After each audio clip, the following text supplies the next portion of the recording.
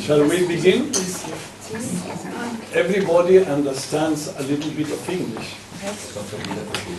Because if not, I can talk in Deutsch, in German. But you will don't understand nothing. Well, I will tell a little bit. Sometimes I was in the Schönstatt Pater Kentenich in 1964, and we were with many of the fathers that are now with Father Ángel Estrada, Father Esteban Olivuru, Hernán de Sandy, Luis Ramírez, etc. In that moment, the Schönstatt family was passing a very difficult time because there were different interpretations, especially of the third ito. How do you say the third? The 31st May? Milestone. Yeah, milestone. And so the people in Brazil had a theory, another one had another theory, and we that we were studying wanted to know what was Pater Kentenich's real idea. So we arranged, and this was all very special, divine for it. We arranged to get an airplane from the Brazilian Air Force without paying. And finally, well, we wrote a letter to President Kennedy. We made a lot of things, but that would be too long. But it was very, very special, everything. So finally, I went with Father Achilles Rubin, that was one of the persons that had a special idea of this 31st of May. We went to the United States and we arrived in Milwaukee on the 23rd of December 1963. There are a lot of details of our arriving there. Our first, talks with Sister Winfried, etc. But finally, we arrived to Father's house, and we were living in the same house. I explained to the rector that I was allowed to come here to study philosophy. Everyone believed that my first objective was to study philosophy. But it was not that the first objective. But it was not a lie. I studied philosophy and my first, impression with Father Kentenich was something that I'll try to transmit it. When you go to lunch from the chapel to the diner's room, the last guy is the smallest, and I was in the last of the row of the prayers, and Father Kentenich was the second. And we were all praying there, and then I saw that Father Kentenich, walking like that, and he turned around. This is very impressive for me, so I cannot, it's very emotional for me. And he looked at me in the eyes and said, from Chile, yes. But that was very, very impressive. Very, very impressive, because I felt that he was really a father and interested in me. The second aspect is my first meeting with him. I told him what were my objectives, and the objective was to know what the prophet knows about and says about the 31st of May. The second is I had a lot of doubts about my vocation.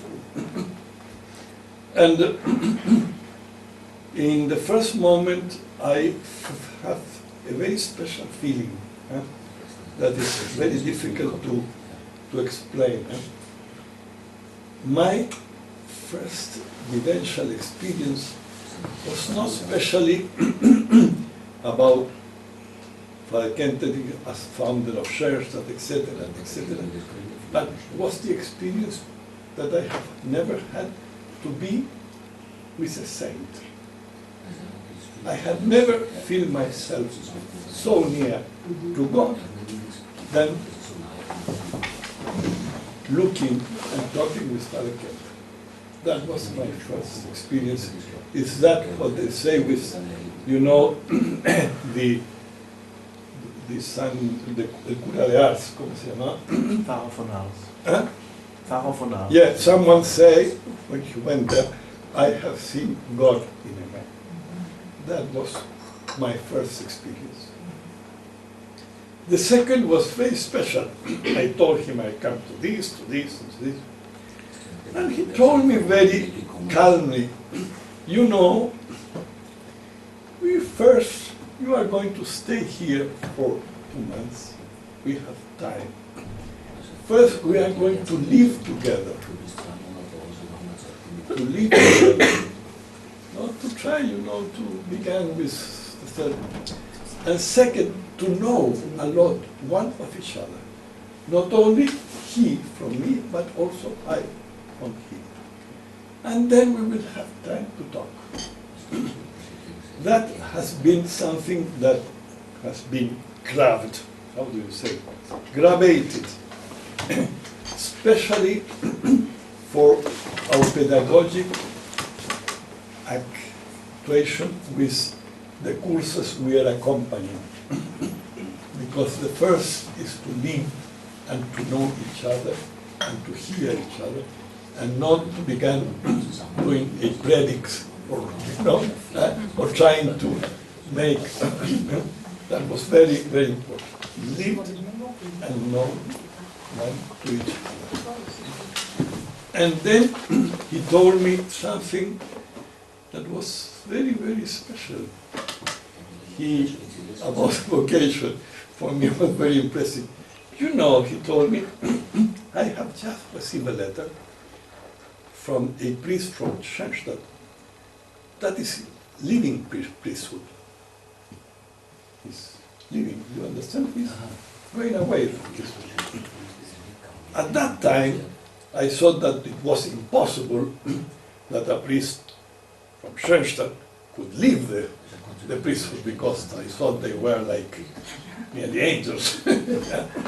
And he brought me to, you know, this priesthood, and he asked me for counsel. And I say, this will be marvelous. The great, you know, educator, the great, what will be the counsel he will give to this priest? And he said to me, I told him, you made a covenant of love with the Blessed Virgin, and she will always be very loyal to the covenant. So don't forget, the Virgin will be always with you. Plop. That was. And then he told me, you must never forget that in Schönstatt everything has begun from the covenant of love made with the Blessed Virgin. Not some things, everything. Everything. And the covenant of love, he told me, is more real, and he touched it like this table. So the first thing you have to know is this. That was the center of our first conversation. That I have never forget. In everything. Well, then the second thing that impressed me a lot, he told me, as we are not going to have a Father Achilles, the other father, is staying less time than you, I will talk first with him. And, but come to my room. He had in his room un escritorio, like you had in your office. How do you say, a table to work, a desk, and a lot of books. That I could show it in the photograph, but we don't have time for it. And he said, sit down in my seat. Here are all the books.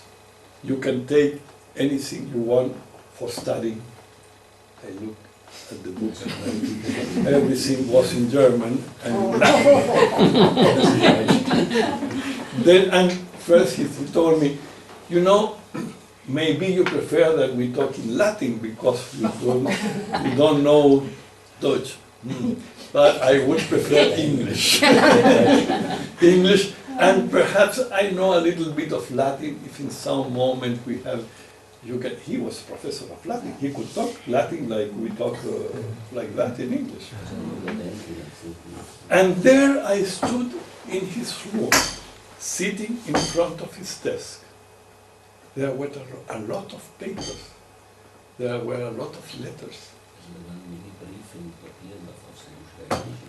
And I said, Father has never tell me nothing until now about the characteristic about his pedagogical, system, which in the center is the confidence in people. Now, Father knew that I wasn't a spy, that's for being clear, because many people wanted to go and see Father just as a spy. And he left me there. I could have read the letters.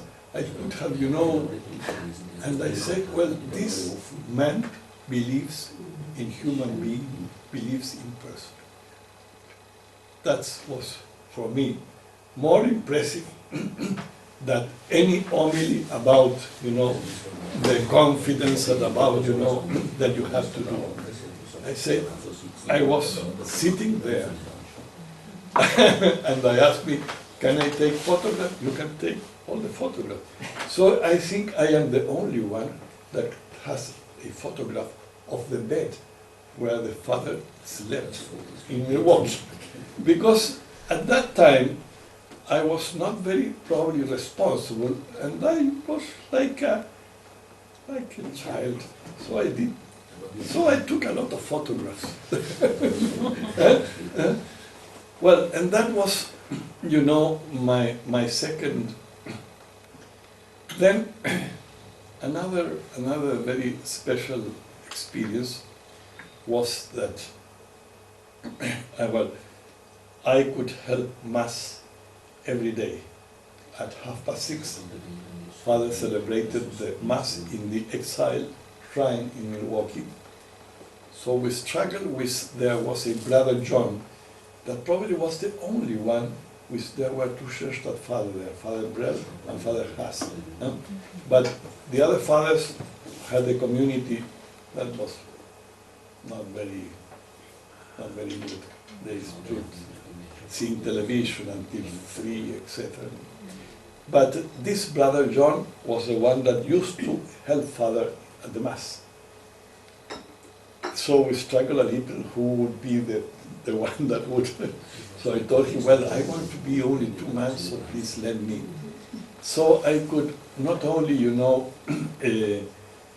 assist to the Mass of Father, but help him in the Mass. And there were some very nice things, details. Before going to the Mass, he had a comb, and he looked at the mirror, and he would see that his bar was okay. So, and then, as it was in winter, was something very. He said, "Well, I will me voy a apoyar on you because I don't want to fall." So each time, Father went. I took Father with, and he did it with such a simplicity and enormous. One must say that Father Kentenich was a very normal and natural person. Nothing mystic, nothing, very natural and very spontaneous. So, well, there were some details also about freedom and about, because I wanted to take a lot of pictures when he was celebrating Mass. Sister Winfrey told me, "You are molesting Father," she told me, because you took a lot of pictures. Even you wanted to take pictures during the consecration. So stop taking pictures. So I asked Father, Father, is it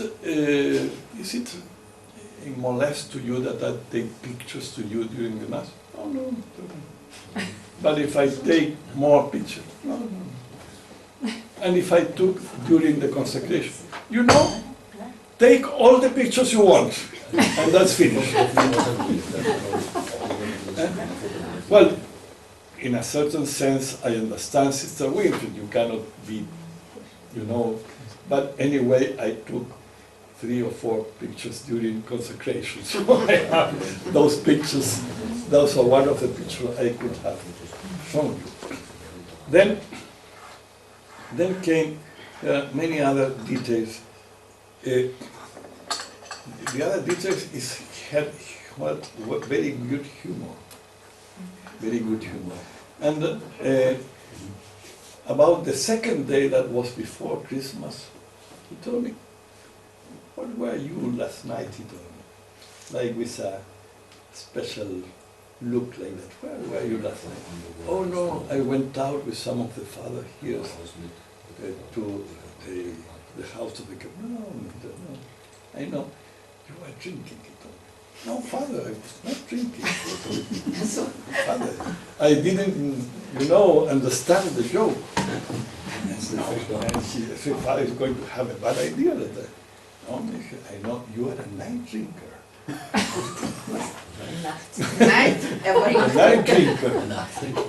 And then sometimes he do, "How is the night drinker?"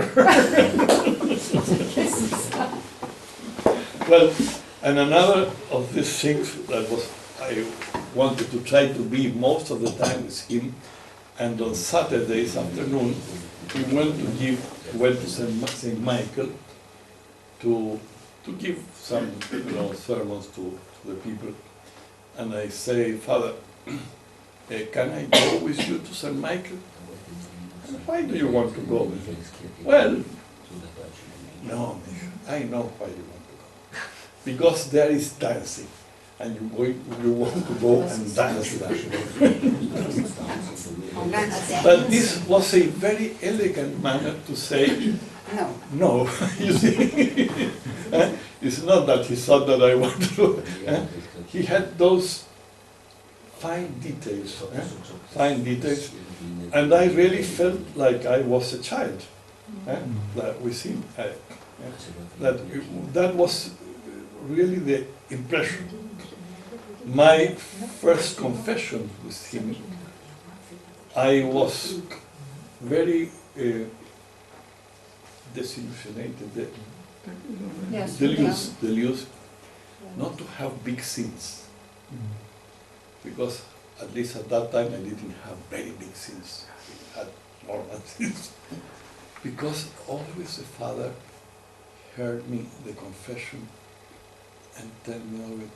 And that is all, like a good father, really like say, well, and then he gave me that was a very, very, you felt yourself as what was the gospel of last Sunday, of the prodigal, el hijo pródigo, the Verloren son. So that was very, very nice. I asked him about the spiritual, how do you say, horario? Yeah.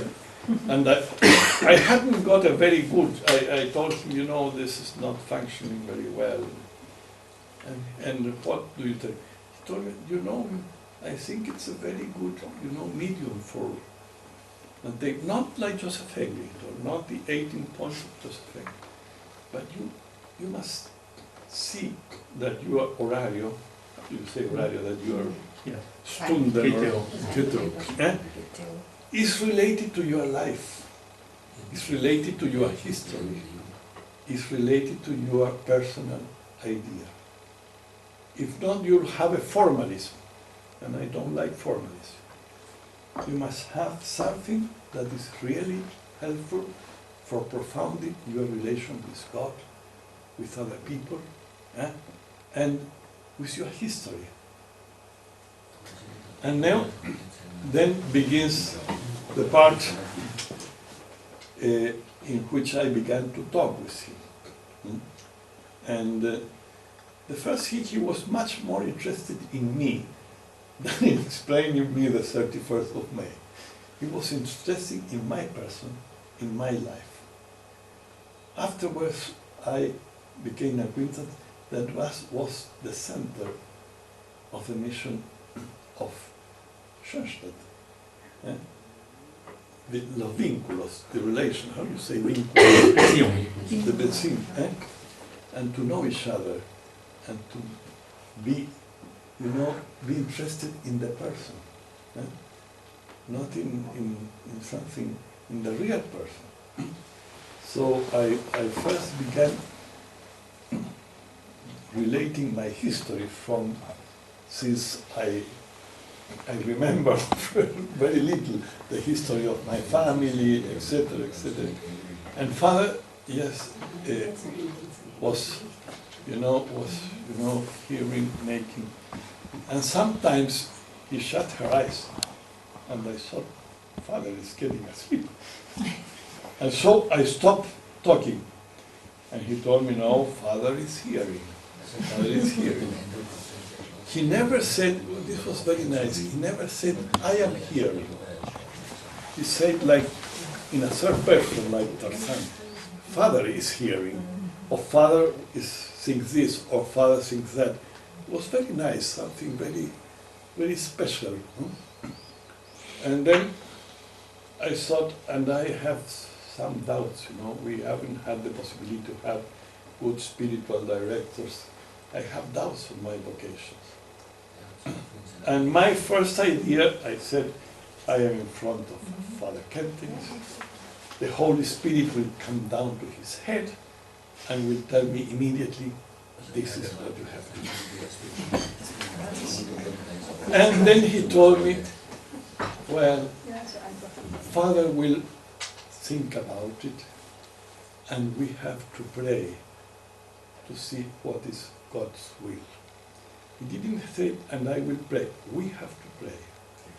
He always did the things, including you. Never, I think you must do that. Okay, we think.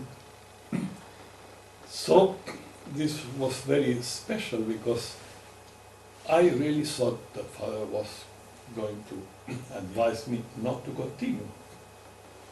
Then he told me, yes, after a week or something, have you prayed? Yes, I have prayed. Well, I would say that we can prove another year. He didn't tell me, I think that you can prove another year. Okay, that we can prove another year and see what is going to be. And all of this for me has been an experience of his lived pedagogical attitude, the respect for person, the liberty, the confidence. And there was also something very special because I thought Father is such a good father, he understands everything. And then he told me, it would be good if Sister Winfried translates you the sermons I give at St. Michael. It was Lent at that time, and probably Sister Winfried was advised, so Sister Winfried began to translate me his sermons. And in the sermons, I think that Father is talking about some of the things we have been talking together. And in these points, he just asked for sanctity and heroic sanctity, and puts, the image of Christ, taking the cross, the image of Christ, having it, and saying, and what are we doing? Or what are you doing? Well, after the second or third time of the translation, I say to Father, what a coincidence, Father. Sister Winfield is translating me your sermons, and they are so related with what we are talking. no coincidence. Father never talks to the air. So I think that was the other, this aspect. A very good father, and also the father that, points to the highest mountain. And that was very, very, very, very special. Then there are lots of other details that I could remember. I always think another point. Father had, how you say, a joy that was a joy, alegría, how do you say, joy, that was, how do you say, contagious, a contagious joy, something that he loved life, and he loved, when we walk in the cemetery, he loved the squirrels, the trees, and many others. And that, for me, I was thinking, this man that I see, that feels so free, so joyful, he was in Dachau, he was in la, ¿cómo se llama? Con the Gestapo, and this is impossible to understand with such a special, I would say, grace, and that he has survived, more father, more joyful, and more positive. And in that moment, before we began to talk with Six about the 31st of May, he couldn't pass some writings he had sent to in that time was the Holy Office. But Father has passed it to me, and Father Achilles translated to me. And there was the story of all the 31st of May, and was also the accusations that were done to Father. Accusations of an interpretation of his pedagogical, system as a system that was a sexually system based in Freud system. And Father didn't know that. Didn't know the accusations. And accusations between him and the sisters. So, in that time, Father says it that after in 1965, that everybody trembled to the Holy Office, to the Holy See. He sent things with such a strong language, impressive. He said, and it was a time also of the council, of the Concilio Segundo, the second. Well, and in one of the points he explains how the visitator, Father Trump, made such an monstrous interpretation of all his system, and he explains what were the things that he was accused and what were the true interpretation. It's all very, very nice. It's all related with the relation of the natural and supernatural. And it's maybe, if you're interested, now I can send also, I have it written. It's very, very impressive, some things that with the sisters. But at the end he said, it's really unpresentable, more than unpresentable, es una vergüenza. How do you say vergüenza? That the Holy Office sends a visitators that gives such a monstrous interpretations of a spirituality that has the Immaculate in his center and purity. It's really a vergüenza, vergogna. And he said, and it's also unpresentable that the church, that should be the mother of the sons, accuse a person, didn't say to the person why he was accused, and didn't, give the possibility to the accused to defend himself. And this is a criminal act, he said. This is a with that word, this is a criminal act. And this fate that has happened with Schönstatt and with his founder is by no means one of the important,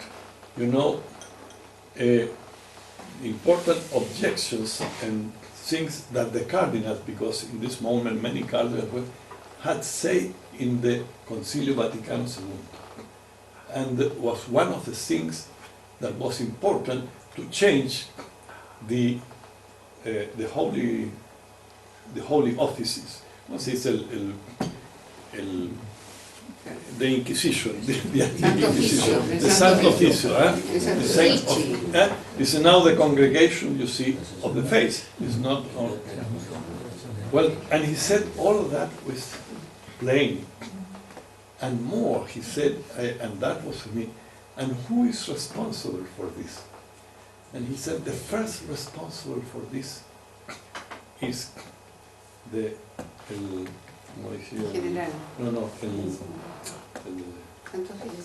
que fue el representante, el interventor, fue la palabra, is Father Trump, the Saint Office. And he said, remains alone in front of God and of history, of all the bad things he has done to the Schönstatt family and of his founder. And that, was nobody. And then he said, and secondly, responsible of all the rumors, I don't say, bad rumors and your bad sayings in between the Palatines, is the general, Father Muller, and with him other two fathers. So he said plainly, very directly. Now, he said, it's God who has to judge the person, but the facts are this. And the facts must be known by the Pope and by the Holy Office. And then in part there also he explained, because his explanation began a little bit with the 20th of January, and said after the 20th of January, we were convinced that Schönstatt, and that is something he says, Schönstatt is a very special work of God for our times. This is a very special work for our times. We are convinced after the inscription, after the 20th of January.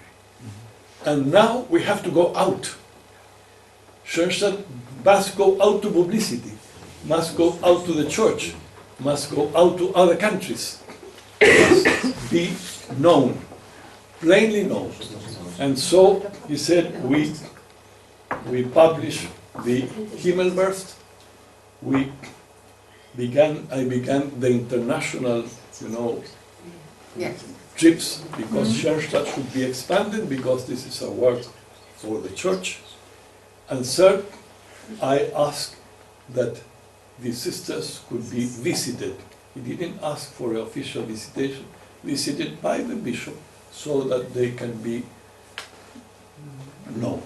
And then came the visitation, and then came, that the Bishop Stein made some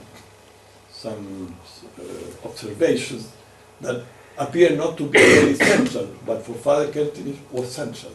It was central because it was the relation of natural and supernatural things. The relation of what the family and the experience of a natural family has impact in the experience of God. And well, there he explains all the organism of relations. And well, that was what was not understood by Father Trump.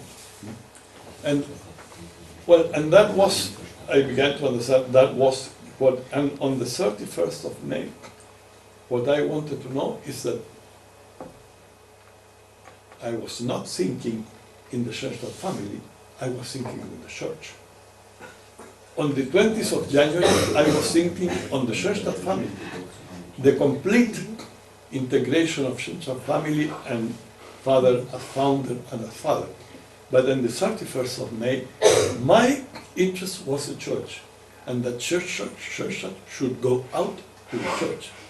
Was not another milestone for the completeness of the Schönstatt family. It was a final milestone of when the apostles were received the Holy Spirit and had to go to all the nations.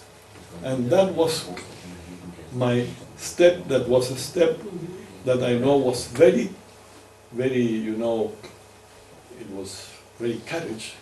And he knew also that the church at that time couldn't understand Schönstatt. Someone told, Father, without the Concilio Vatican II, Schönstatt would have never been understood. And Father would have never be free. Now, Father had, you know that probably, Father had the complete conviction that he would become completely free.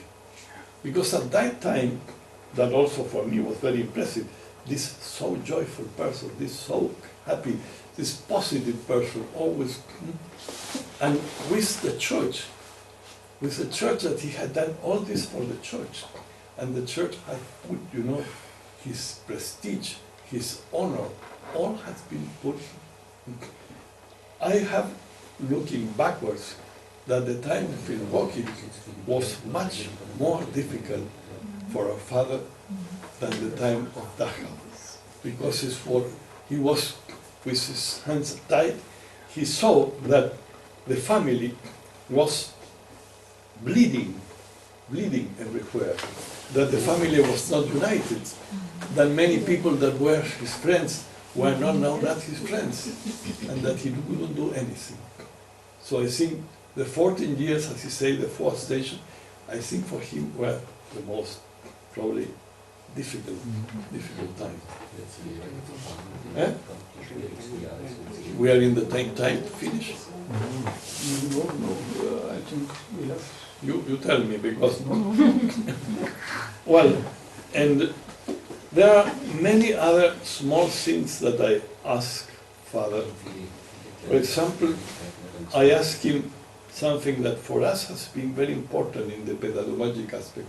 I told him, Schönstatt is a pedagogic movement, a movement of education and of educators.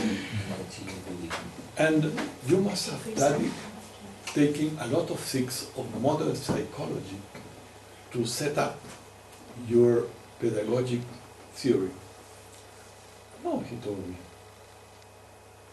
How, Father? No. I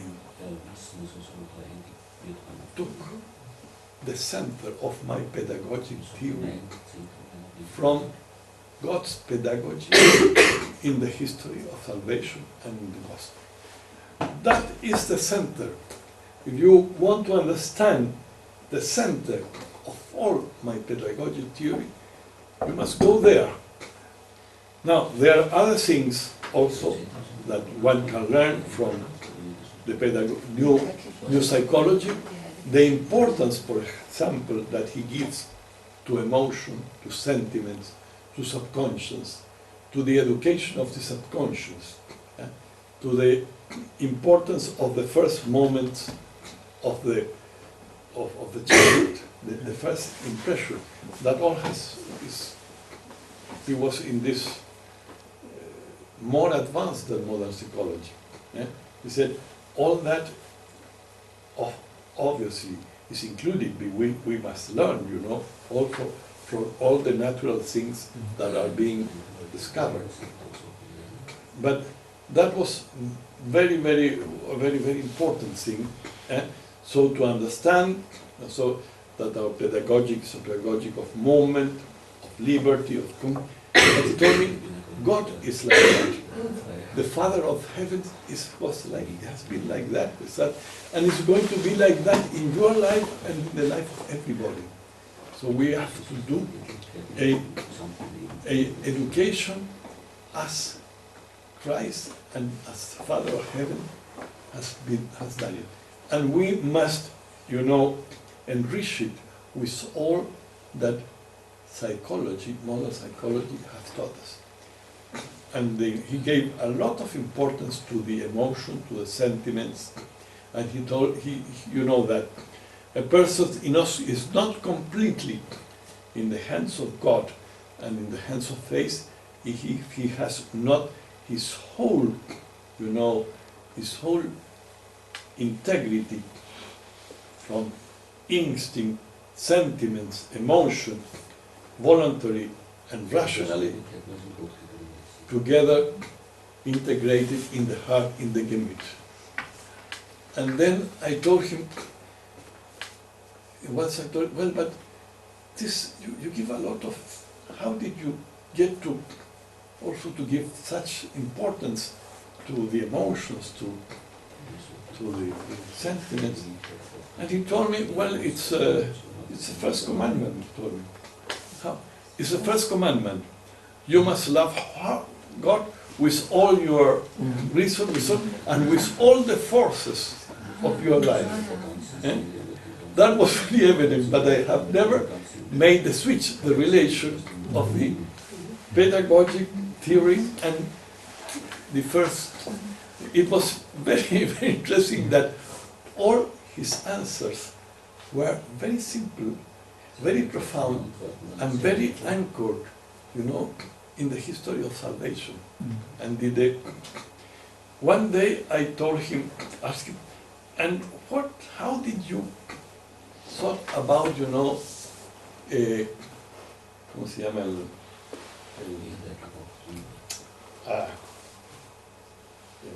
que tiene la hermana? No. Espérate. It's a very. It's a problem of Bible memory. It's a problem of age. No, the paternal principle. Where did you call the paternal principle? Well, he said me, it's also a sin if you don't do that. How's that, Father? It's the first commandment. You must love your father and your mother. The first commandment. And that commandment, what I did was the expansion, that to the sisters and to other places, because this commandment is something that is, authority must be done like a father. It's different, the authority that you do in family than in society. In the family, if you have a son that goes to the drug, you must always hug him. And well, in the society, and Martin must know, you have someone that is in the drug, or maybe you have to put him in jail. You must hug him, but you can. It's different. So that's an interesting point to know, because some people say to build a new culture in a new society is just to extrapolate what we do in the family to the civil society. But it's really not exactly the same. Not exactly the same. Nor is exactly the same in work. Because if I remember, if I had a nurse that really does his work bad and he treats bad the patients, I have to tell her, maybe you cannot continue. I can tell it in a very paternal way, but I can tell him, if I have a son that makes very bad things, I can also educate him, but I cannot send him away. That's a point, something that we have about all this talk with Father. I had, I think, things that one could profound more, because one has to be also in the work, in the sanctity of every day, and with other people, and in the civil society. How you construct both things in our organic way. Well, then well, then came, it was quite easy to talk about, after all this, of the 31st of May. And the first thing he told me was he told me, you are asking me in one of the things that the Santo Oficio, the Inquisition, has put me some things that I cannot talk.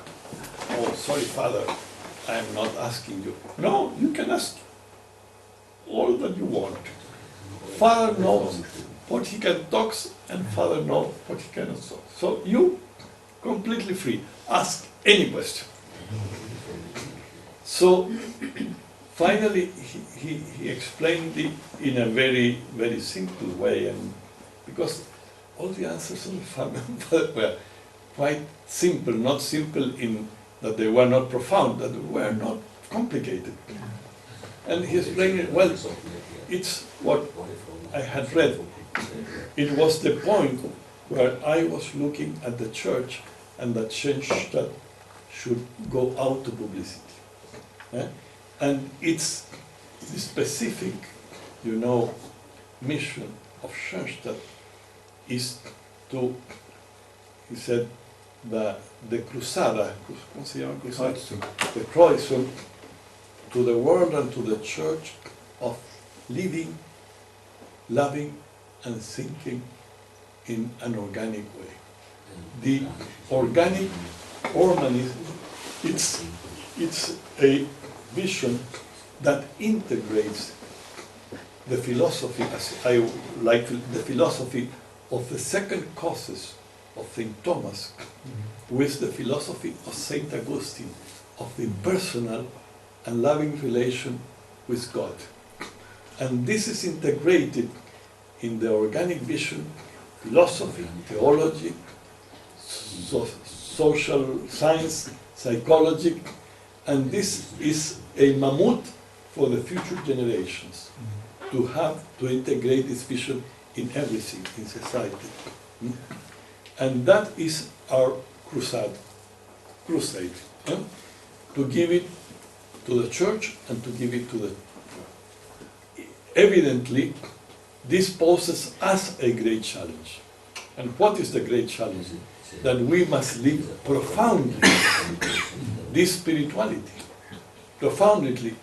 We want new saints as well, St. Francis, St. Ignace, but new saints that have this spirituality, that is attractive for the new world, that can talk with the new world. In some moment, Father said, the Second Vatican Council finished when it should have begun. That is the relation with the new world and with the new culture. He had a prophetic vision.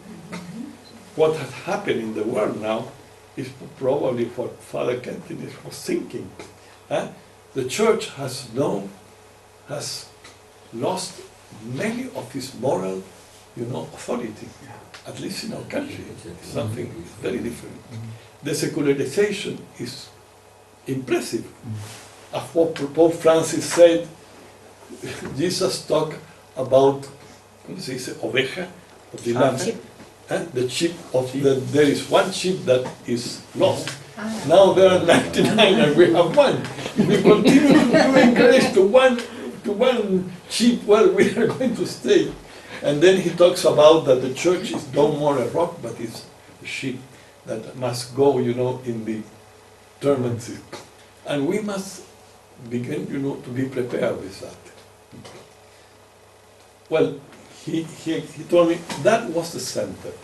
The other thing was that this milestone was given in a filial shrine, a santuario filial. Santuario filial. And this posed, a new, sense of life, of the importance of the santuarios filiales. First was only the original shrine, and the others were only receiving. Now, the other shrine must have a interchange of life. The center is always the original shrine, because that was the first covenant of love. But this paused, and as he told me, this was an act, was not, that he said, now we are going to say that the filial shrine will have another, no, he made an act that this milestone was given in filial shrine. And that is more stronger than, a theory. It's a lively. And then he told me also, but also, you can think that for many people to talk about, the crusade of the organic thinking, etc., maybe they will look, what is this guy talking about? And he said, you must have a pedagogic manner also to how to explain this. But there is something for the simple people. The 31st of May also is the mission of the Blessed Virgin for the Church and for the world. It's another way of explaining the 31st of May. This is we must assume the mission that the Blessed Virgin has and the position that the Blessed Virgin has, for the new evangelization, for the Church and for the world in these times of a critical moment for the world and for the Church. And that can be assumed by anybody that has,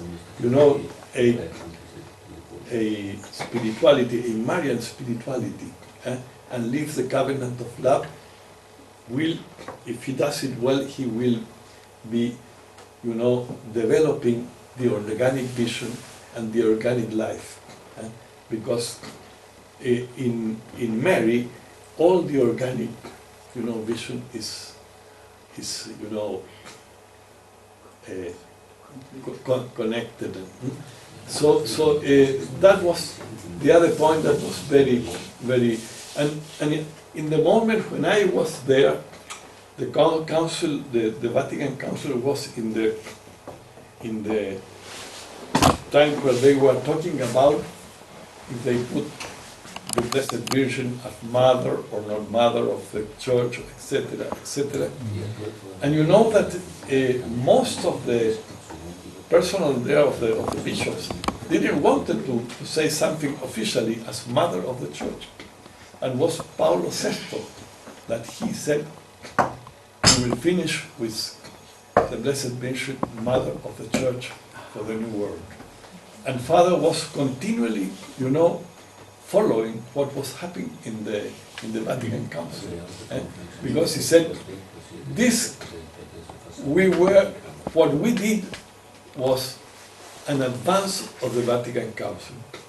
But now there is the great challenge.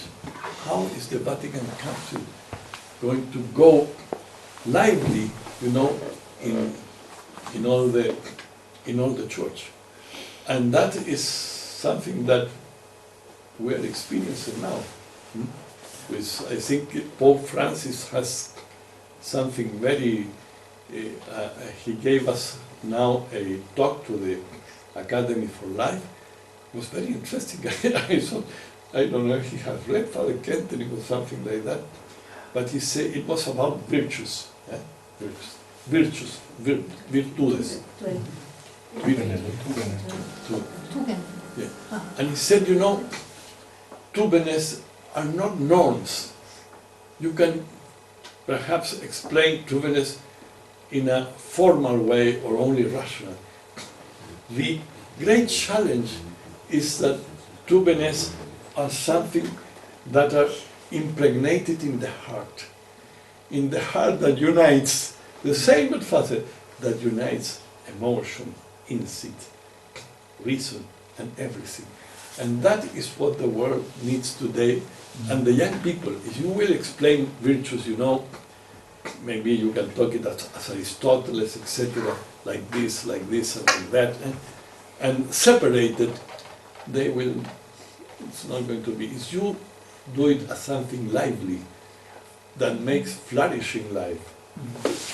Because Pope Francis always said, because you are living that, and as you are living that, it's an attraction for the other people. Well, and that was the same thing that I had the experience with Pater Kentenich. I don't have my notes for other things, but I have a last note that is very interesting for me. I was, another thing that was interesting is that, you know, I think it's time that you go back to Chile because nobody will believe that you are studying philosophy. There are persons that see that you are talking too much to me, that you go always to the mass. So he sent me away. No, I had to go back also. But then I told him, well, Father, and where are we going? I'm going tomorrow. Then, no, I'm going, I think it was on Friday. Could we have, you know, our last talk on Thursday or Friday morning? I'm going in the afternoon. Of course, he told me, we will have our last talk. And then the day came and Father didn't say nothing at all, waiting there. Then I went to he had a part where his office was a big room with his secretary. So I knocked the door, and they say, may come in. And I saw the secretary of the Father look at me, you know, like that, coming. And then Father said, oh, last talk. And the secretary says something in French, oh, the letter for the cardinal and this, or the, yes, Father. And the secretary was very modest. And Father laughed and said, no, last talk. Last talk. Went away with me to the cemetery. Then that was also, you know, for me an example. The importance for Father of the persons. And there are a lot of other things, you know, that related with Father. How he was never in the most, you know, obscure.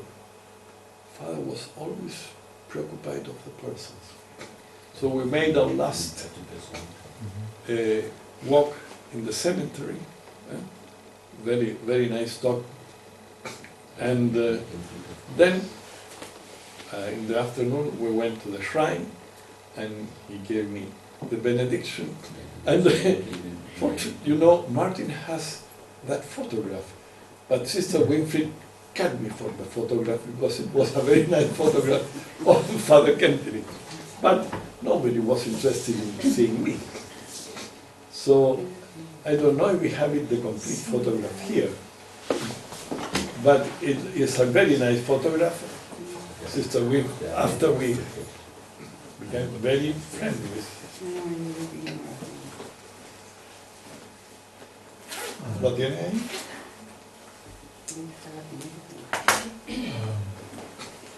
I think the picture is famous, everybody has seen it. But we don't know that he was giving the benediction to me. That he was giving the benediction to me.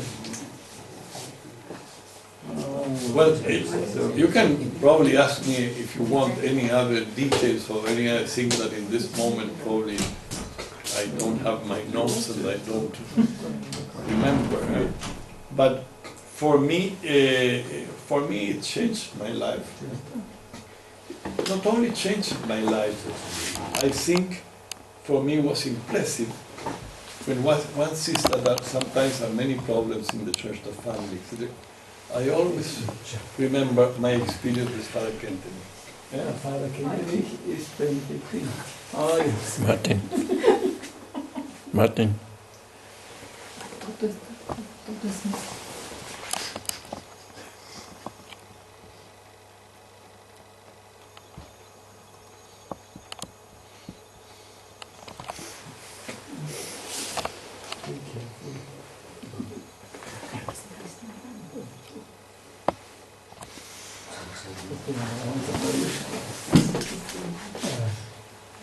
Well, and Marita is very happy because after 1 year, after the proof of 1 year, Pater Kentenich sent me, you know, a suggestion. He said, I suggest you not to continue the way of the priesthood, but to go to marriage. But you must decide, and any decision that you take, come with my help and always come with me. In 5 minutes, I had talked with the rector and said goodbye. Because it was not like that, but I said, and in 1 week, I was again, at the university studying medicine, and with a lot of peace in me. And Marit is very happy that Pater Kentenich told me that, because if not, I wouldn't have... Did you know her at that time? Did you know her? Well, she went to the seminar to take me away. No. She doesn't like that. No. I didn't know her. I really get in touch with...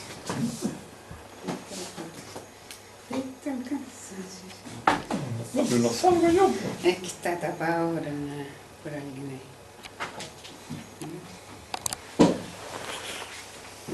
No. No, she always cut me from the... Well, and that's a little bit some of the experience with Pater Kentenich. La foto of my How you know, sister. and that gives me a big confidence in Schönstatt. A big confidence in Schönstatt, in the mission of Schönstatt, and also when there are difficult times, that what Pater Kentenich told me, this is the work of the Blessed Mother. But loyalty is the more important thing. Loyalty to the covenant. And never to lose, that you are an instrument, and that she and Jesus are the ones that do the work. So you have to have courage. You have to have, force to assume the mission in Schönstatt. It's not to look Schönstatt, it's not to look to yourself or to look just to the interior. No, Schönstatt was formed to give a response to the whole world and to the problems that the church are now having. I think the church is having problems everywhere. Problems that nobody expected. And Father says it very clearly. The church is going to lose, his authority. So we have to assume that moral authority of the people of the church are the ones that are going to really put the church to the new nuevas playas, ¿cómo se dice? No hay ufa. No hay ufa.